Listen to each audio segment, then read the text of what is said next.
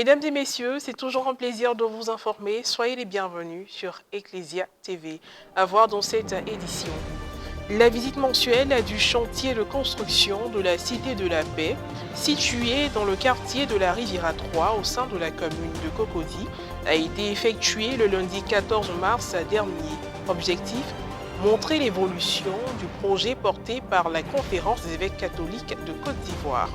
Et puis le samedi 12 mars dernier a eu lieu le pèlerinage diocésain du personnel de l'éducation catholique de Boaké au monastère bénédictin Sainte-Marie, avec au programme procession, méditation du chapelet, enseignement, présentation de la mutuelle sociale de l'éducation catholique de Côte d'Ivoire, Saint-Raphaël et messe. C'était en présence des pères Bernard de Guessant, aumônier diocésain de l'éducation catholique, et Baris Touré, secrétaire exécutif diocésain de l'éducation catholique de Boaké. Le lundi 14 mars dernier a eu lieu la visite mensuelle du chantier de construction de la Cité de la Paix située dans la commune de Cocody, précisément à la Riviera 3. Nos reporters Paul-Boris Hanot et Maria Bissier y ont rencontré et ont échangé avec M. Pau, contrôleur des travaux de construction, en vue d'en faire un point et montrer l'état d'avancement du projet. Suivez. L'Église catholique en Côte d'Ivoire est porteuse de plusieurs projets favorisant le développement de sa communauté. C'est dans ce cadre que s'inscrit le projet de construction de la Cité de la Paix. Le site se trouve à la Riviera 3, dans la commune de Cocody. Ayant débuté au mois de septembre 2020, le point d'avancement des travaux se fait chaque mois sur la chaîne de télévision nationale de l'Église catholique en Côte d'Ivoire, Ecclesia TV, dans le but de permettre à tous les chrétiens d'être au même niveau d'information. La visite du mois de mars a été guidée par M. William Pau, contrôleur des travaux. Il nous relate les avancées des différentes plateformes. La plateforme A, qui est à ce jour la plateforme la plus avancée. Sur la plateforme A, bâtiment 1 et 2, nous avons fini tout ce qui est gros œuvres. Pour ce qui est de la plateforme B, les gros œuvres sont en cours de finition. Sur la plateforme B, bâtiment 1, nous avons fini l'endur extérieur et intérieur. Nous avons fini le staff. Nous avons fini la chape au rez et au premier niveau. Nous avons fini aussi la pose de la toiture. Nous avons fini la filerie. On attend également la pose des carreaux. Sur le bâtiment 2, nous avons fini la pose de la toiture. Nous avons fini l'endur intérieur et extérieur. Nous avons fini également le staff.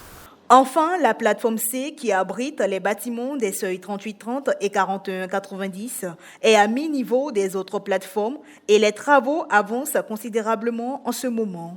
Au niveau de la plateforme C, seuil 38-30, nous sommes, la pose de la charpente est en cours, crépissage extérieur et intérieur est achevé. Nous avons fini l'endur extérieur et intérieur. Nous avons fini également le staff. Nous avons fini la pose des lamelles. Et sur le bâtiment 2, la plateforme 38-30, nous avons fini le crépissage extérieur à 85%. Nous avons fini également le crépissage intérieur. Nous avons fini l'étanchéité sur la dalle. La filerie est en cours et le staff aussi également est en cours. Au niveau du seuil 41-90, nous avons fini de couler la dalle du rez-de-chaussée. Au niveau du premier bâtiment, nous avons fini le crépissage sous plancher du rez-de-jardin. Au niveau du bâtiment 2, plateforme 41-90, nous avons fini également de couler la dalle du rez-de-jardin. Nous avons continué le montage du premier niveau. Nous avons également fini de faire le crépissage du rez-de-jardin. Soulignons que c'est grâce aux efforts de tous les chrétiens que le projet prend forme jour après jour.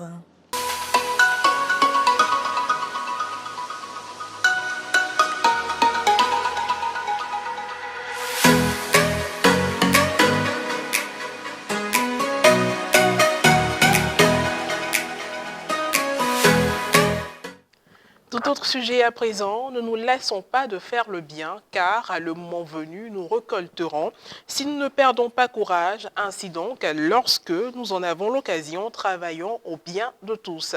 Tel était le thème autour duquel étaient réunis les membres du personnel de l'éducation catholique de Boaké le samedi 12 mars dernier au monastère bénédictin Sainte-Marie dans le cadre d'un pèlerinage diocésain.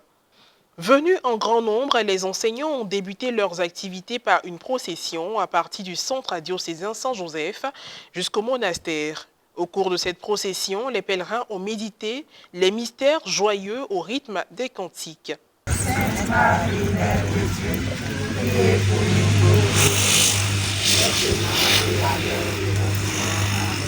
Arrivés sur le lieu du pèlerinage, ils ont eu droit à un enseignement qui a été donné par le père Bernard de Guessan, curé de la paroisse Saint-Pierre de Nimbo et aumônier diocésain de l'éducation catholique.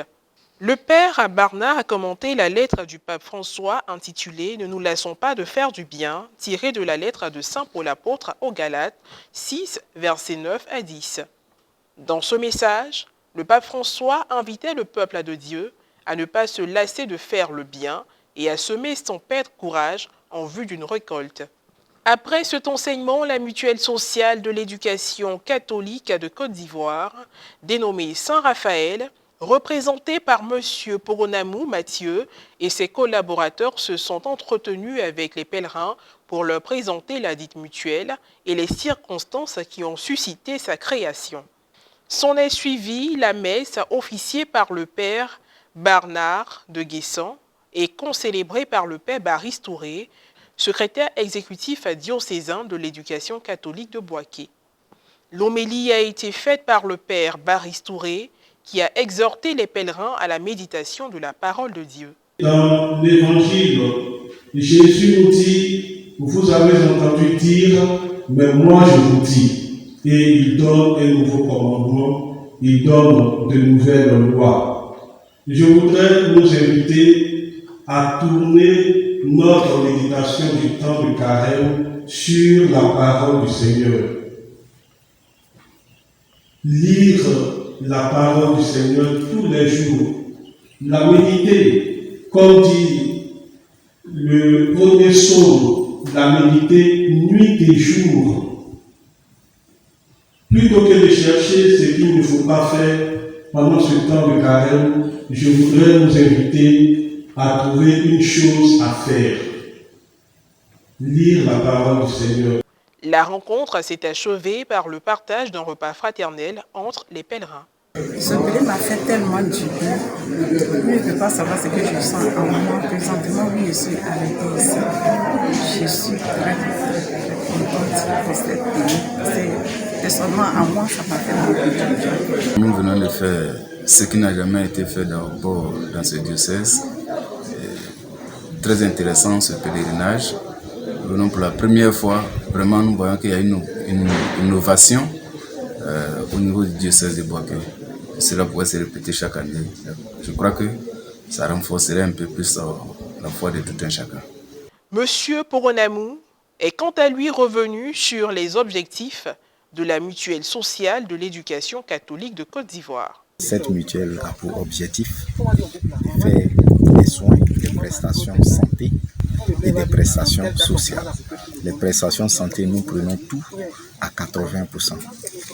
Et les prestations sociales, nous faisons un effort avec la communauté, de sorte que, en cas de décès de l'adhérent principal, il puisse bénéficier de 500 000 francs.